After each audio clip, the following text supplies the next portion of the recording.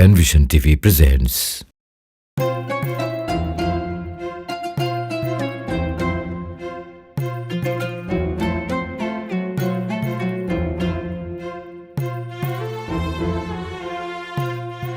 আব্দুর রহমান, আব্দুর রহমান, আরে কোথায় গেলি বাবা? একটু এদিকে আয় তো।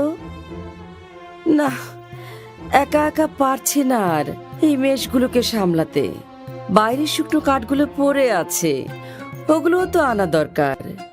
বেলা যে পড়ে এলো। এই তো আম্মা, দিন, আমাকে দিন।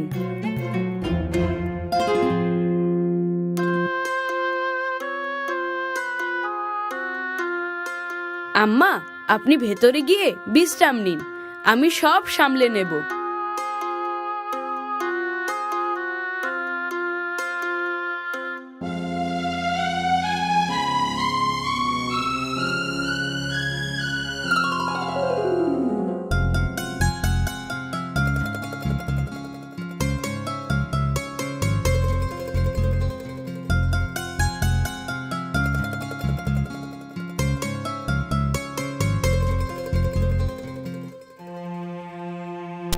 আম্মা আসেন, বিসমিল্লাহ করি।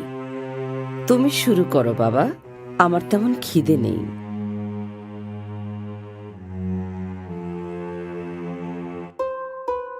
ওটাতে কি রেখেছেন আম্মা?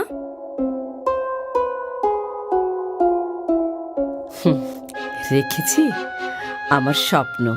স্বপ্নও কি সিন্ধুকে রাখা যায় নাকি?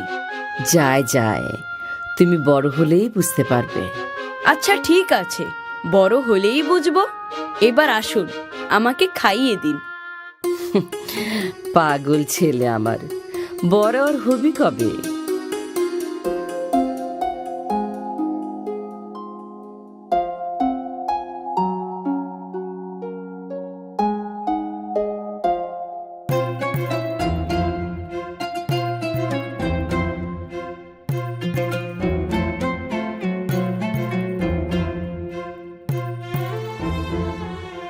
অমন করে কি দেখছো বাবা? তোমাকে প্রায়ই দেখি ছাদে এসে দূরে তাকিয়ে থাকো। কি আছে ওইদিকে? স্বপ্ন, স্বপ্ন আছে মা। আমি বুঝি বাবা, তোমার লেখাপড়া করার অনেক শখ। আল্লাহ করুন আমাদের দুজনের স্বপ্নই যেন পূরণ হয়। আমিন।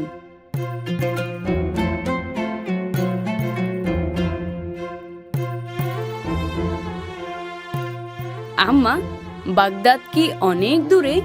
সেখানে নাকি অনেক বড় বড় ওস্তাদ আছেন, আমিও সেখানে যেতে চাই। আল্লাহ চাহেন তো তোমার মনের আশা অবশ্যই পূরণ হবে।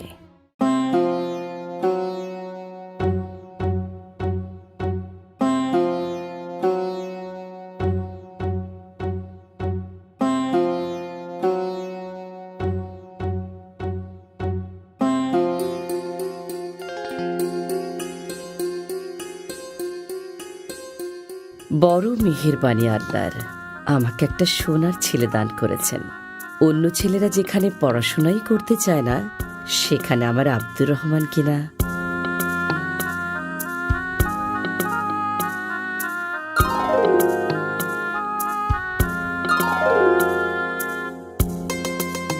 আম্মা, আমি তৈরি, আমাকে দোয়া করে দিন। এসো বাবা, আল্লাহর রহমত সবসময় তোমার ওপর ছায়া হয়ে থাকুক। আমিন। এই জামাটা পরে নাও, এর আস্তিনের নিচে 40টি স্বর্ণ মুদ্রা সেলাই করে দিয়েছি। আল্লাহ এইটুকু তৌফিকই দিয়েছেন, সাবধানে রেখো। অনেক শুকরিয়া আম্মা। আর হ্যাঁ, আমার শরীরটা ভালো যাচ্ছে না, কিয়ামতের আগে আর দেখা নাও হতে পারে। তোমার প্রতি আমার শেষ উপদেশ, কখনো মিথ্যে বলবে না। বিপদ এলে আল্লাহর উপরই ভরসা করবে, কখনো মিথ্যার আশ্রয় নেবে না।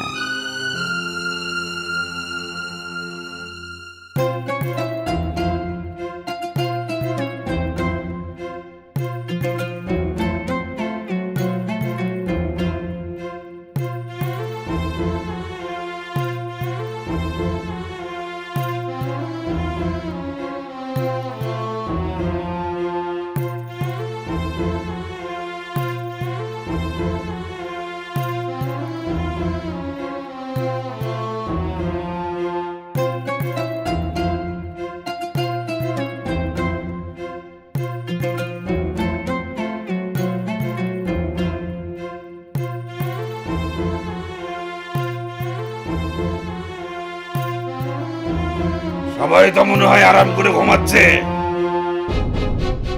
এই কেউ নড়বি না, যাচ্ছে বের করে দে, না হলে ঘাট থেকে মাথা আলাদা করে দেবো। ওরে বাপরে, এই নাও আমার সবকিছু এখানে। ওরে বাবারে, ডাকাত ডাকাত ডাকাত! এই ছেলে, কোথা থেকে আসছো তুমি? হ্যাঁ, সবাই তোমারে থুয়ে পালাইয়া গেল। বিদেশ কাদের সাথে যাচ্ছ তুমি? গিয়ে কি করবা?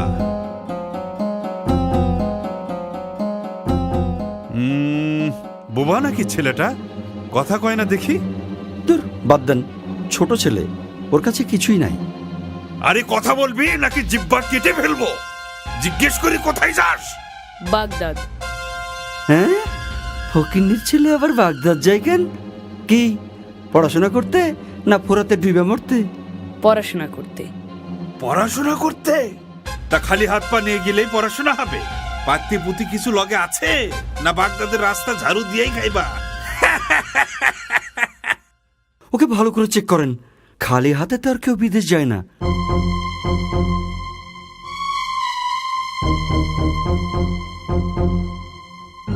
না, এর কাছে দেখে আসলেই কিছু নাই।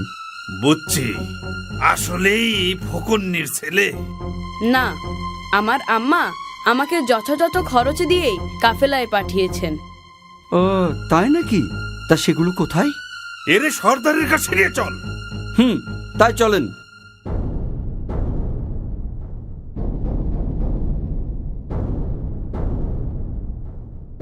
সর্দার, এই পোলা নাকি বাগদাদ যায় পড়াশোনা করতে, কিন্তু ওর কাছে কিছুই পাই নাই। হয়তো কিছুই নাই, বড়দের সঙ্গে যাচ্ছিল। আছে ওস্তাদ, আছে। ও নিজে বলছে ওর কাছে অনেকগুলো স্বর্ণমুদ্রা আছে।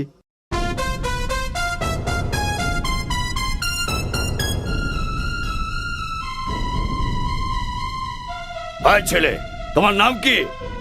আব্দুর রহমান। তা তোমার কাছে কিছু থাকলে সোজা বের করে দাও, নইলে জলদি কেটে পড়ো, আমাদের কাজে ব্যাঘাত ঘটিও না। জি, আমার বগলের নিচে জামার সঙ্গে সেলাই করা থলেতে স্বর্ণমুদ্রাগুলো আছে। ওর জামাটা কেটে ফেলো এক্ষুনি, দেখি কি বের হয়।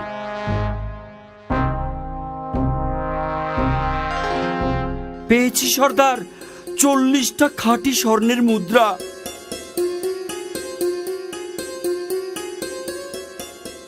তুমি তো দেখছি আচ্ছা বোকা ছেলে, এই বুদ্ধি নিয়ে বাগদাদ যাও পড়াশোনা করতে? তুমি না বললে তো কেউ জানতেই পারতাম না যে তোমার কাছে এত মূল্যবান সম্পদ আছে। আমার লোকেরা তো তোমার শরীর ঘেটেও কিছু পায়নি। তুমি ইচ্ছে করলেই আমাদেরকে ধোকা দিতে পারতে, তাতে তোমার এই সম্পদগুলো তোমারই থাকতো।